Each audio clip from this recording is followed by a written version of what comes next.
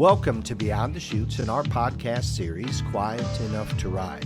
I'm Doug Simcox, and with my partner Sam Swearingen, we're here to explore the mental side of rodeo, what it takes to stay focused, resilient, and calm under pressure, both in the arena and in life. With over 100 years of combined rodeo and life experience, Sam and I share practical insights and hard-earned lessons to help you build a stronger mindset. This is Episode 5, Learners versus Knowers. Today we're diving into the importance of keeping a learner's mindset in rodeo and beyond. We'll discuss how staying open to growth, embracing new challenges, and being willing to adapt can set you apart from those who believe they already know it all. We'll see how, just like in life, we rodeo as we live. Let's dive into Quiet Enough to Ride. Welcome to Beyond the Chutes is presented by Parasite Systems. I'm your host today, Doug Simcox, and I am sitting in our recording studio here in Taylorsville, Kentucky. Weather's warmed up. There's no snow on the ground. It got up to about 47 degrees here today.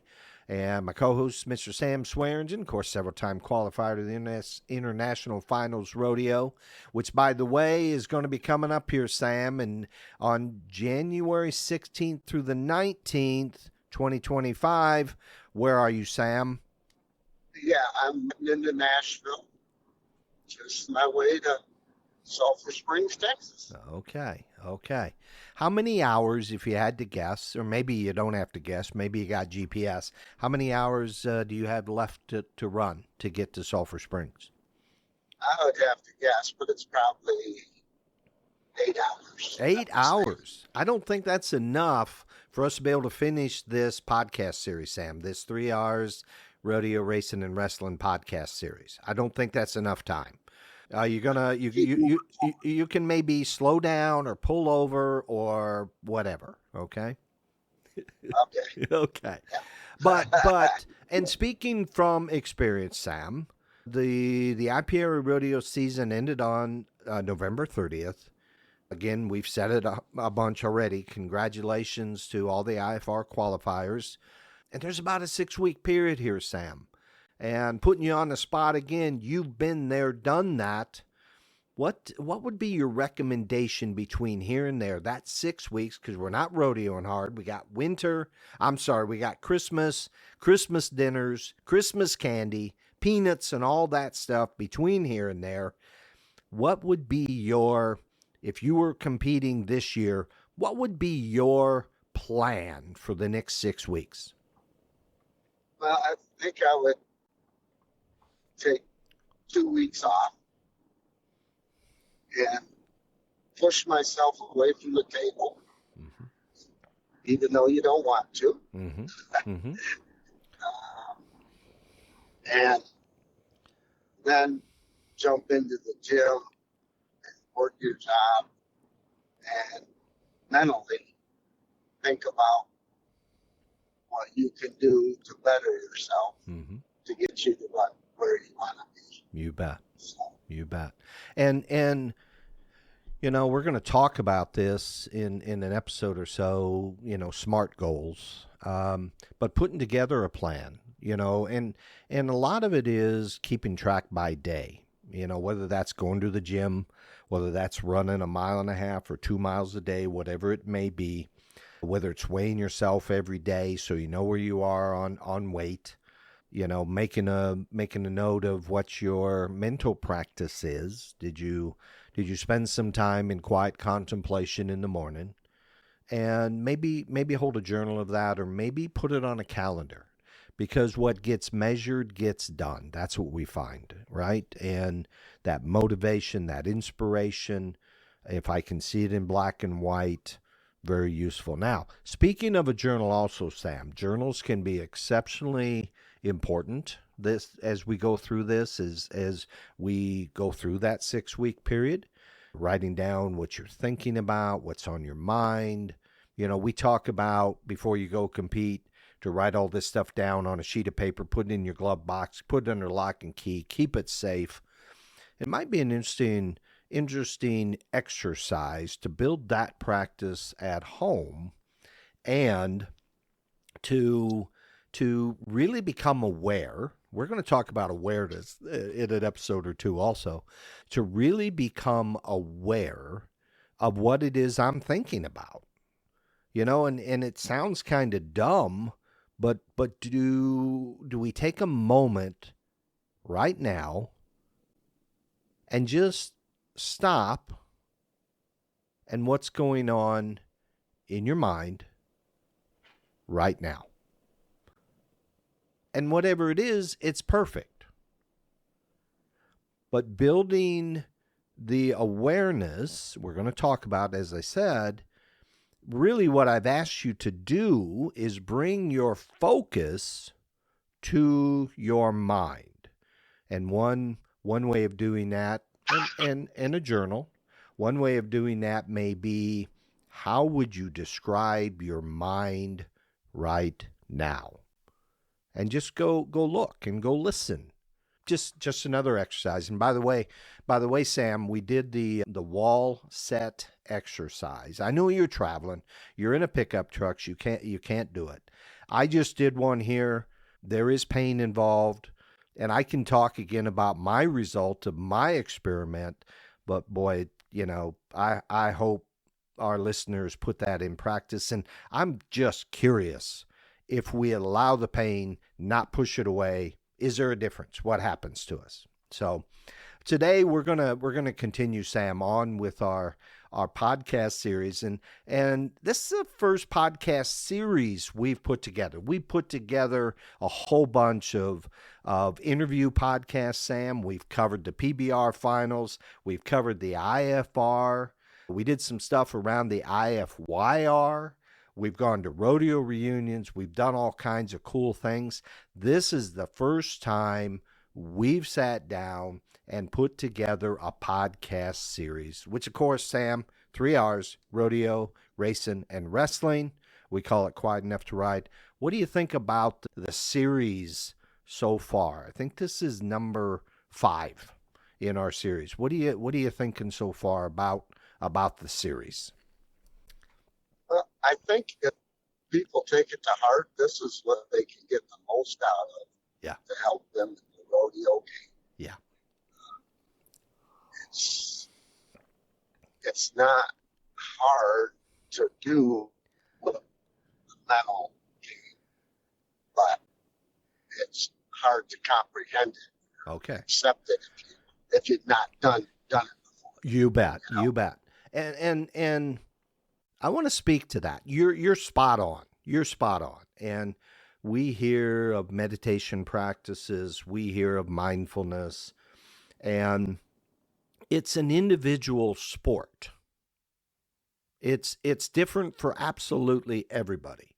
However, there's typically one or two things that are in common with everybody.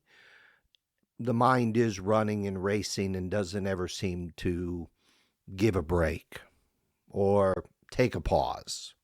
Okay? However, and I'm going to give you another experiment that I'd like you to run. And this is one that I learned from a spiritual teacher by the name of Eckhart Tolle, and he was made famous by Oprah. And he said, from an experiment standpoint, he said, now be real focused in this moment. And I'm going to ask you a question, but I want you to be super focused on what I'm going to ask you. I want you to listen to my voice, and I want you to be super focused on what I'm going to ask you. And this is a question I'm going to ask you to ask yourself. And then you're going to take a moment and you're going to see what the answer is. Okay? And the question is this, so focus on what I'm going to ask you. The question is, I wonder what my next thought is going to be, and go see. I wonder what my next thought is going to be. Okay? And in the comments section, You can go post it on our Beyond the Chutes Facebook page. You tell me what you know. And I've done this experiment, Sam, myself, but more importantly, I've done it with groups and groups and groups of people, and it's been interesting to get the feedback. So I'm always interested. I love throwing these little approaches out there, these little games. So today, and before we get started, and this one, Sam, is probably, we're going to be talking about the learner mindset and the knower mindset. And this is really, really how, when we tackle a topic that's crucial for anyone that's striving to improve in rodeo, anyone who wants to improve in rodeo and in life, we're going to talk about the difference between having a learner mindset and a knower mindset. And with that in mind, Sam, the context I want you to hold as you would go through, because you are a rodeo coach and you've mentored a lot of rodeo cowboys, one world champion to be exact, 2022 PBR world champion, Dalen Swearingen. We want to dedicate this series to the teachers, the coaches, and the mentors. Those are the people who inspire us, guide us, challenge us to be better, whether it's a coach on the sidelines, a mentor sharing hard-earned knowledge, or a teacher shaping young minds. We dedicate this series to you. So as we go through this, Sam, do hold that teaching mindset and from a context. So today we're gonna take this one on. If you're looking to learn something, you got to have the proper mindset. You got to bring the proper mindset that will open you up to learning and growing. So the question is, are we open? Are you open? And imagine us, Sam, sitting in the right-hand seat of a van, a pickup, maybe a Ram, Dodge. I can't do it, Sam.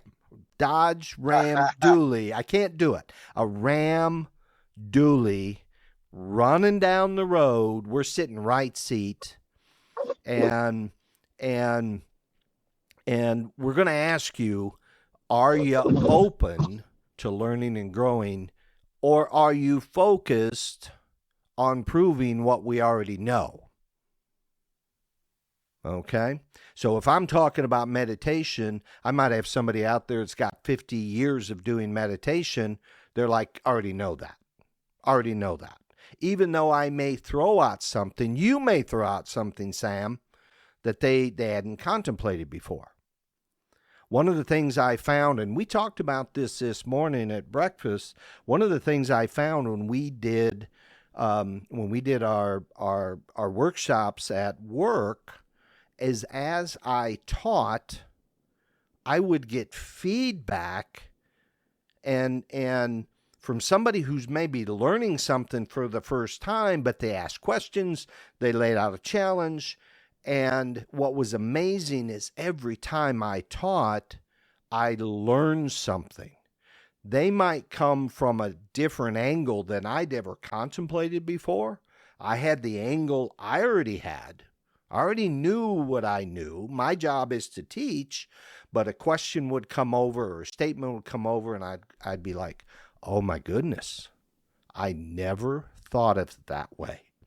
And it was usually a combination of what they said and what I knew that formed new thought, and maybe a new way of explaining it. Totally, for me, a new way of understanding it. So when we approach something new, the mindset makes the difference. Again, are we open to learning and growing? So I would say to the driver driving down the road, whether you're calf roper, steer wrestler, bull rider, bronc rider, it doesn't matter. Are you open to learning and growing, or are you focused on proving what you already know? So let's dive in a little bit of what separates a learner from a knower, and why embracing a learner mindset can transform your performance in the arena. So the learner mindset. A learner is someone who embraces curiosity and growth. And this next one's important, Sam. They're not afraid to admit they don't have all the answers. and they see every challenge as an opportunity to improve.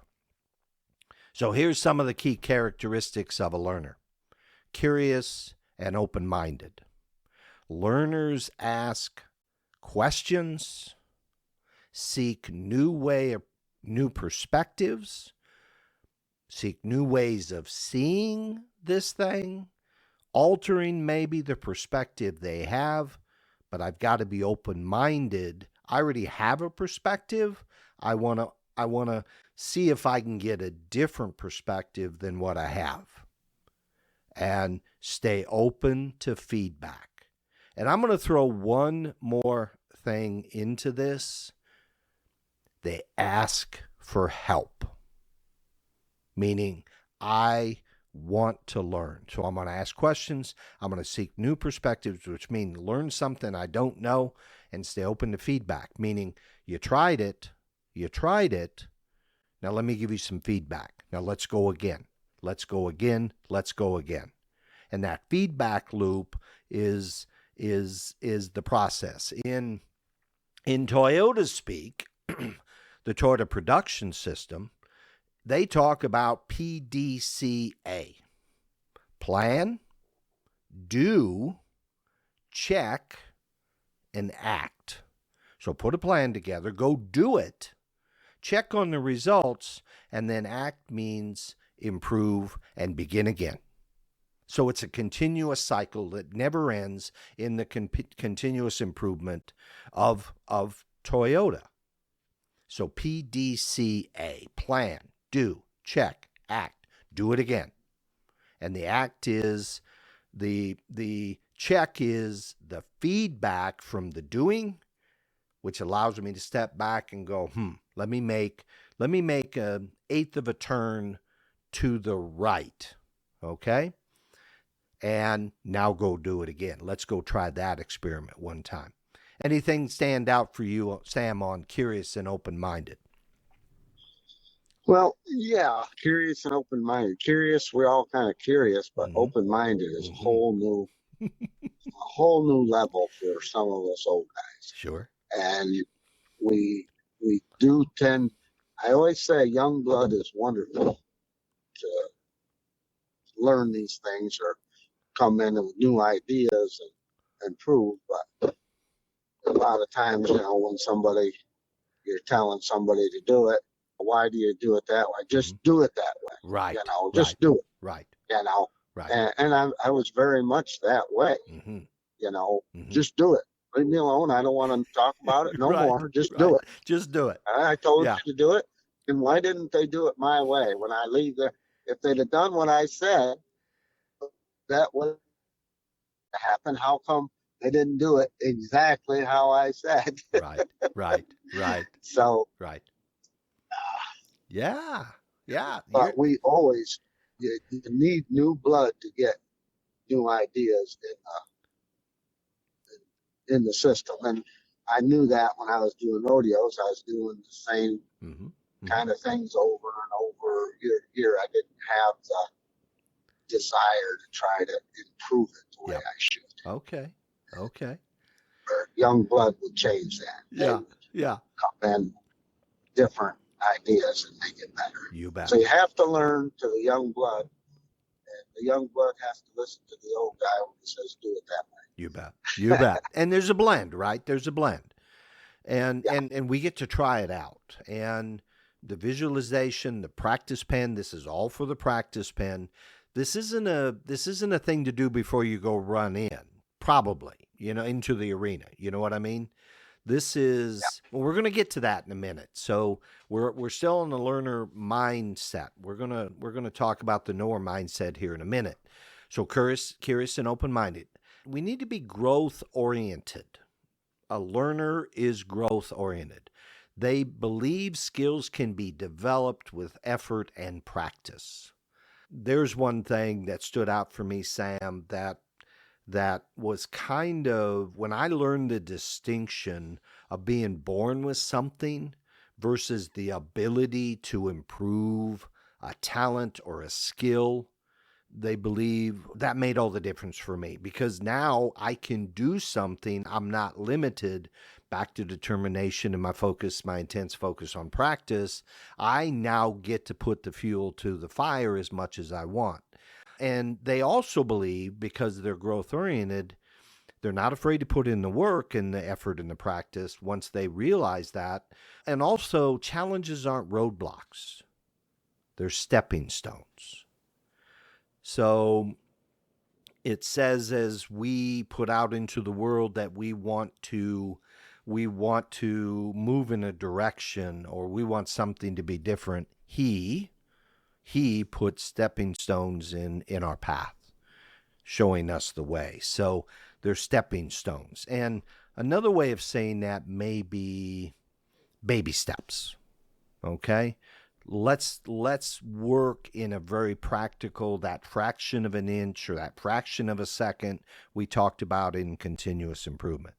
A learner embraces failure. Now, that's a big statement, Sam. To a learner, failure isn't the end. It's a valuable lesson, a chance to adjust and grow. You gotta have thoughts on that. Wow. A learner. Yeah. You're going to have to learn from your mistakes. Basically, that's what it's saying. You bet. Going to make mistakes, just go forward, embrace it, and go on. Embracing it's the hard part. I was going to say, that's the big word, isn't it? It's one thing to accept, right? But I embrace it. That means I love it. I want it. We talked about doing the wall set and pushing away the pain. I don't want it, right? Pushing away the failure. I don't want it. No. Come on, bring it. I'm glad you're here. Sit at the table with me. Let's break bread. This is a chance for me as a learner to adjust and grow. I'd never thought of it that way, the way we just went through. So this is perfect. And fourth, collaborative. Learners value the expertise of others. And this, Sam, comes back to those we dedicate it to. They seek mentorship and enjoy sharing insights. So that can be from a mentor shares an insight to a learner, to a student, and the student shares their insight and their learning as feedback to the mentor. What do you think? And that, as you're saying that, I'm thinking how interesting, because your mentor at 10 or 12 years old may not be able to mentor you when you're 16, 17, and may not. 16, 17-year-old mentor may not be able to help you when you're 25. You bet. You bet. You would progress through these levels and move on. You bet. Now, it could be the same person the whole time. Yep. But yep. There came a point where there was no sense of me telling Dalen what to do. Yep. Right. I might help him mentally or other things, but it was beyond me. You anymore. Bet. He knew more than I ever thought I did. You bet. So there's your stepping stones too. Yep. You step in progression of where you want to go in life. Yep. Yep. And I love your point. You don't have a mentor for life, probably.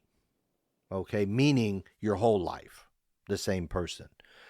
But I believe that those people come into our lives at the right moment. We just have to be aware they're there. And we're going to talk a little bit about coaches and challengers and creators in an upcoming episode. And that's really in the relationship standpoint, right? And let me say another thing here, Doug. Yeah. With Colton being in the timed events, the best way I could mentor him, and I didn't always do it this way because I thought I knew more than I did, was to shut up and let somebody that really knew what they're doing help. Mm-hmm. And sometimes parents out there, if you think you know something, most of the time you're not going to be correct. Take them to somebody that really knows. They can help them, because it is so much easier to fix it before they have a bad habit than break a bad habit. You bet. You bet. And to the mentors and the coaches and the teachers out there, knowing when it's time to turn a student over, to your point, may just be for a weekend. And you're paying attention to what that new coach or that new mentor is instructing Colton to do, so that you can build that, fold that in, right? A mentor is continuously learning too. A mentor is curious and open-minded, growth-oriented, embraces failure, and is collaborative. They must be, by definition, okay? Certainly, they have certain aspects of the knower mindset, which we're going to get into, because they have an expertise. We're going to go there. But a case in point, my daughter Kathleen is looking at a pickup truck to buy. I don't know a lot about pickup trucks. I know she's going to make long runs, long highway runs, pulling a trailer with 3 horses in it and living quarters. So I know she's got some weight on behind her. And I said, here's my advice. Call Sam. Okay? That's my advice. So turning over and saying, I don't have the answers. To your point, Sam, I don't have the answers on everything. And thank you for doing that with her, because you guys made a great decision together. She sure does like her truck. Oh my goodness. Oh my goodness. Yeah. And they're on their way to Denver right now. They might be already there. They're spending, her and my wife Laura are spending the evening in I think it's Benton, Colorado, just outside of Denver.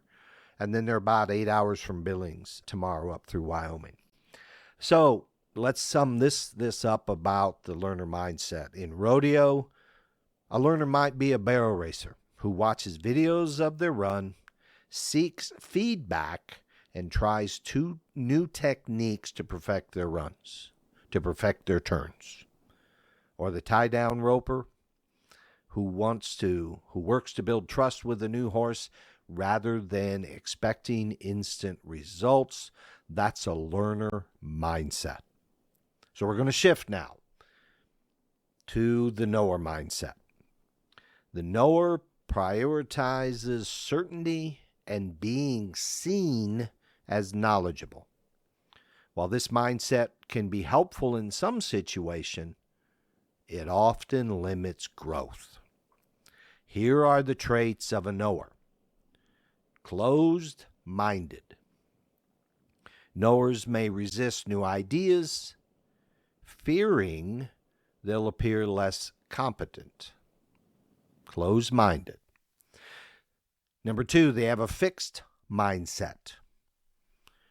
They believe their abilities are static and that failures threatens their identity. Number 3, defensive to feedback. Knowers can be resistant to constructive criticism, preferring to justify mistakes instead of learning from them. What did Tom CARNEY say? Excuses for losing rather than reasons to learn or reason to win. Knowers can be resistant to constructive criticism. What do you think about that, Sam? Well, maybe you've met somebody like that somewhere in the many miles. Maybe I'm looking in the mirror sometimes, Sure. It is easy to, at our age, to think we know what's best. Yeah. But I have learned here lately, videographer of a barrel racing wife Yes. job. I'm learning where to stand, what to do, how to do Okay. it, Okay. how to park the trailer at the rodeo. So you have a learner mindset. Well, I've learned I don't know much. I can tell you that. No doubt. No No, doubt. just kidding. Yeah. Just kidding. Yeah. If we stop learning, think we know it all, Yeah. we're done. You bet. Yeah. But when we get at this age, we think we know a lot more than we probably do. And there's some things we really know about. You bet. You bet. I think on some things, my mind is more open now than ever before. On other things, it's like a trap door. No, I know the difference. I know that word. Don't even try it. Well, and we're going to talk about that here in a minute, but you've done a great job yet again of transitioning us. There are times when the knower mindset is a must. I will put that out there, okay? But let's finish this up. Individualistic. Okay. The knower mindset, they prefer to rely on their own knowledge rather than collaborate with others. They know what they know. They're going to protect what they know. I'm not interested in anything new. And this is and when we talk about a knower mindset like this is how they move through life. Let me say it that way, okay? This is day to day. And an example might be in rodeo. A knower in rodeo might be the bull rider who assumes their current technique is good enough and refuses to seek advice. Or the rodeo judge who dismisses the new rule interpretations because we've always done it this way. How many times have you heard why do you do that? Because it's a way we always have done it, right? That's usually the... Not how many times have I heard it, how many times have I said it? Yeah. You know? Yeah. So we defined the attributes of the learner mindset. So now, how do we put this into play? And more importantly, what does this matter? So the learner mindset is vital in a sport like rodeo, especially if you're a rookie, Sam, especially if you're trying to learn the ropes. But let's just consider we got conditions that change, competition that change, and the animals can be unpredictable. Even the horse you're riding, meaning the horse you're roping or dogging or team roping or barrel racing on, can be unpredictable. So the learner mindset is vital, and here's why it matters. And these are things we've talked about before. Adaptability. Learners thrive, not just get by, they thrive in uncertainty. They can adjust to changing circumstances, whether it's a stubborn steer or slick ground. Number 2, resilience. We just did it on resilience, focus, and determination on our last episode. Resilience. Fact is, setbacks are part of rodeo. Get on with it. But learners see them as opportunities to grow rather than reasons to quit. I'm paraphrasing what Tom CARNEY said. Reasons to win versus excuses to lose. Number 3, collaboration. Rodeo's a community sport. Learning from others, whether it's a coach, fellow competitor, seasoned veteran, traveling partner, all of that can accelerate improvement. So you're part of a community. Sam, if you think over the years, most cowboys have that mindset that I'm competing against the animal, not against you. My job is to do the best I can with what I've drawn. And has it been, we see it in steer wrestling. We see a cowboy that'll mount another cowboy on their horse. Or we will see somebody say, hey, if you do this, you're going to win the rodeo. You know, if you do this thing on this steer, if you wait for a beat after you see his head move, you're going to win this rodeo. Has that been your experience where there's been sharing of information and people are willing to tell you the truth about the length of your bronc rein, how to improve your riding? Has that been your experience? That's been 100% my experience. I don't know of any time, and I don't know any time that I have or anybody else has intentionally, for a better word, lied to me about what it'll do and what will happen, other than trying to help you. Yep. Yep. It's 100% my experience. Now, is it livestock and does it do different than what you said? Yeah. We had a practice steer that Dalen got on. He was about 14, and that steer would turn back in the latch every time. Dalen finally, when he was 15, he went one year, and he kind of outgrew that steer, and that steer was amazing, really great. I sold him to a friend up in Canada, and I said he'll turn back every time. And I mean, we bucked this steer every performance because it's steer. You don't care what it does. Right. It's helping the boy. Yeah. The crowd loved it. Yep. He spurred it around there, and it was great. I sold him to Canada, told my friend, this steer you don't have to worry about it. Every time he'll turn back right there. And this other one you bought, he's hit and miss, he's not much. Well, when these went to north of the border, that steer that Dalen got, I never turned back. Is that right? No idea why. None. Yeah. And the other one would turn back. He liked the other one better. And it's just like, what the heck? And they still have them. Yeah. They're good for kids, but it's livestock. You never know. So I don't know of anybody that intentionally would try to throw a monkey wrench in the system. Yeah. So do you think that's a geographical thing? Meaning, when you run closer to the North Pole, to magnetic fields somehow, there's certain parts of the world where the toilet doesn't go clockwise, it goes counterclockwise when you flush it. Is it something like that, you think? No. I think it's livestock. You think it's livestock? It says, I'm in Canada, eh? I'm going to do what I want to do, and you can't tell anybody what I'm going to do. Yeah. I'm not in New York anymore. Here I am. So and here's a point I want to make. We talked about the learner mindset and the knower mindset. I don't want to put out there that the knower mindset is all bad. Okay? It's useful, it's valuable, I should say, when it's needed. And it's valuable in situations where confidence and expertise are required, like during a performance. Okay?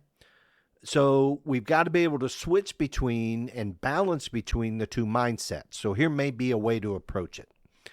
Use the learner mindset during practice and preparation to adapt and improve. Shift to the knower mindset during competition to trust your training and skills without hesitation. So for that barrel run, for that tie down run, for that bronc ride, shift and trust and have the confidence. We talked about that in earlier episodes. You've got to have the confidence, what you and Kelly Page Sam called what? Swagger. That's the knowing you can win. It's in that moment. Now, when you're back in the truck and it's time to go down the road, you want to shift back into learner mindset. And that's where you begin to reflect and everything else that we've already talked about. The key is balance, knowing when to absorb knowledge and when to apply it. Okay? And what you'll find, and Sam, we've talked about as you ride, it slows down. You will find that your mind is like the black box of an airplane. It's gathering all the information all the time, whether you have focus on it or not, meaning there is information from your ride that you can go back and look at and be able to review that black box. And that comes with relaxation and, quite frankly, that rodeo mindfulness that we talked about. So let's balance when we need to. Okay? Another example, Sam. As a fireman, I spend a lot of time learning new skills, learning new equipment, learning how to fight certain types of fires. When the fire starts, I'm not in a learning mode anymore. I'm in a doing mode. I'm in a applying what I've already learned mode. I am a knower. I have to be. Okay? Certainly I'm taking in new things in the situations and I need to adapt for sure. But I must trust my training at that point. All right, we'll put a pin in that. So how do we put the learner mindset into practice? How do we adopt a learner mindset? Anytime we learn something new, let's break it down with a practical strategy. Number one, embrace curiosity. That's a skill, okay? It doesn't matter the subject. Watch the percentage of the time you make statements versus the amount of time you ask questions. Okay? And not only ask questions, but seek advice from others. I don't care if you've been doing it 10 years. Somebody will see something that you're not seeing. Somebody watching you do it will see something and go, when you do that, you aren't lifting in that particular situation, Sam. You're not lifting on the bronc rein across your body the way we've talked. Okay? So let's ask questions. Let's seek advice. For example, if you're struggling with roping, ask a fellow competitor about their technique. Ask for help.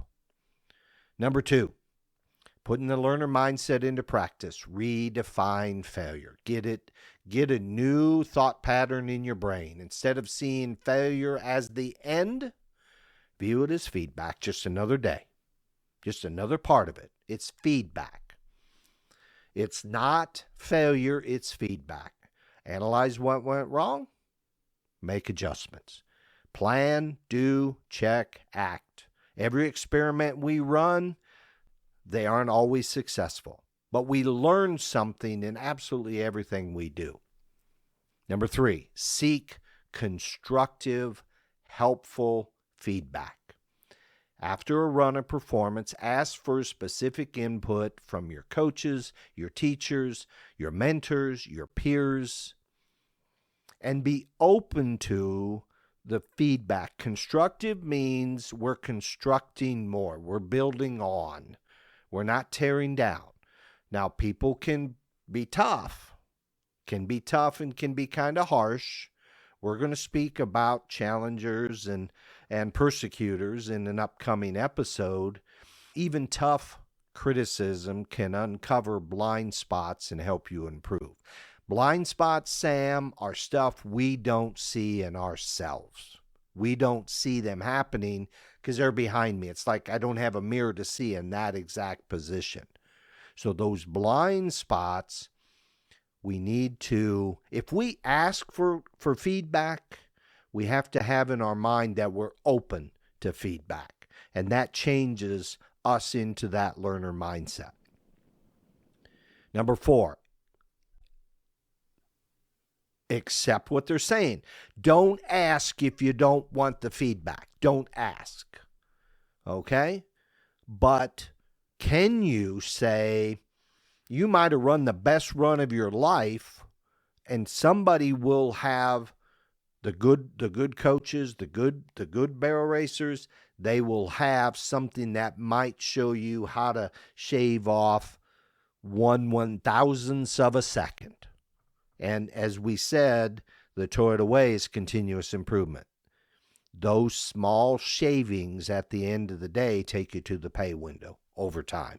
So seek that constructive feedback. Number 4, experiment and adapt. What that means is they gave you feedback, go try it. Go try it during practice, right? During practice, whether it's adjusting your speed, entering a barrel, or changing your roping angle, experimentation leads you to growth. Sometimes, many times, that experiment will tell you, oh, don't do that because this can occur. We learn from everything. Sometimes we learn what not to do. Number 5, focus on progress, not perfection. Our goal, we said, is perfection. We got this perfect thing out there, and what we talked about is track small improvements, like shaving a half second off your barrel time instead of comparing yourself to others. If I'm always running 10s, or if I'm always running 20s, Sam, in the barrel racing, can I go run a 19.5? And if I do, celebrate that. Right? Doesn't matter. Everybody else is running 16s. Does not matter. What matters is what you're doing with the situation you're in, with the horse you are, and where you are in your skill set in that moment. That anything you want to add to that, Sam, or any of the things I've said so far? We got a few more. Yeah, when you just said celebrate that. Yeah. And that's kind of hard to do. Yeah. You say, oh, celebrate, that's great, but you did good. You did better than you've been doing. Yep. Reward yourself. There you go. And I've had a lot of things lately in my life that are just amazing. You know that. But I still don't know how to celebrate. Yep. It just, I don't know how to do that. Yep. You got to learn that. When you do, I think it makes you want to do it again and again. You bet. You bet. And if you don't do that, Sam, and I'm just going to throw something out there, if you don't recognize the success, you build a plan for success. You build a plan. So if you are successful, doesn't mean you're done, meaning, oh, I'm done now. That's the best I'll ever run. But it means I was successful in the plan I rolled out in. Now, can I go do it again? Can I repeat it? Can I get consistent at shaving that, keeping that time shaved off? Does that make sense? Not the next run, I want to shave another half second. No. Let's build consistency. Because with consistency of our runs, and this is a Toyota thing, it's why they have standard work. With consistency in how I do things, I reduce variability. If I always turn the barrel the same way until I make an improvement, I now have comparisons. Okay? As opposed to, I turn the first barrel 5 different ways. Well, which is best? Was I faster? Was I smoother? Did it work in this ground versus other ground? So we've got to be consistent. Back to what you call, in bronc riding, bull riding, the basics. You've got to have those basics. You got to trust them, right? Back to the knower standpoint. Number 6, collaborate and learn from others. Attend clinics, learn from experts, work with peers. Fresh perspectives, a new way of seeing can unlock breakthroughs. And sometimes, we get something from, golly, he always hangs in the cantle, right? But somebody may offer up, do you ever do this on the bucking machine? Right? There can be different things that we can do on the racetrack. Somebody said, "Do you ever run a lap without hitting your brakes?" Without hitting your brakes, Sam. I'm like, no. And they go, yeah, do it. And it was amazing what I learned. It's amazing how I changed how I positioned the car, how over-dependent, really, in some situations. I was on the braking, and it just opened a new perspective that all of a sudden gave me a different view, a different way of seeing corners or the track. Number 7, practice reflective thinking. Spend time after each event reviewing your performance. Ask yourself what went well, what can I improve? Not what did I do wrong, what can I improve? Words matter.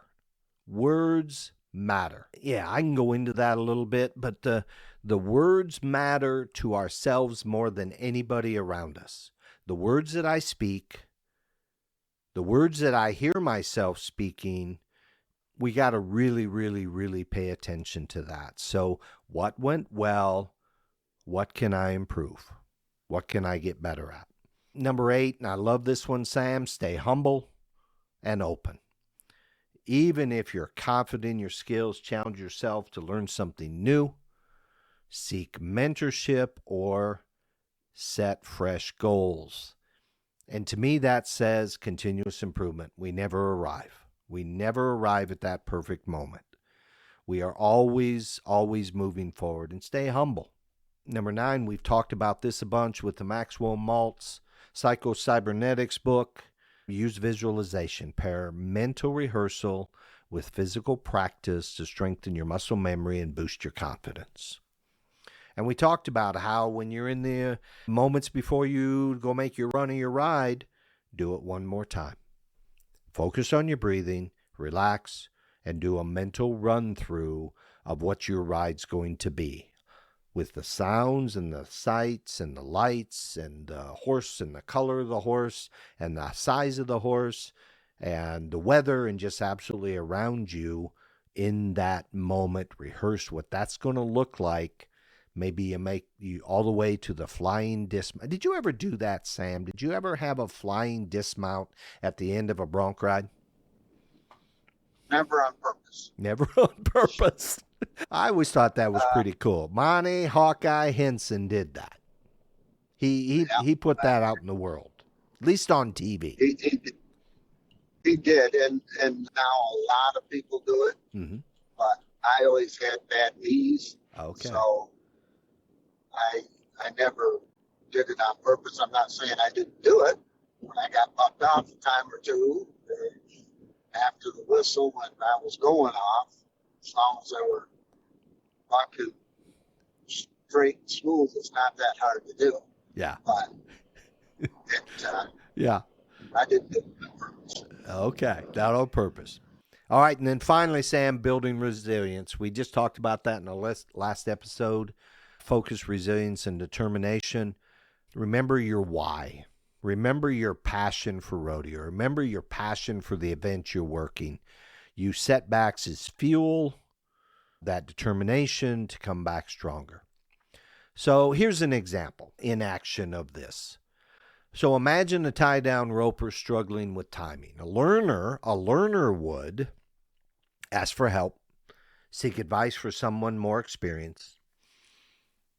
Number 2, analyze. Watch videos of their runs to identify where they're losing time.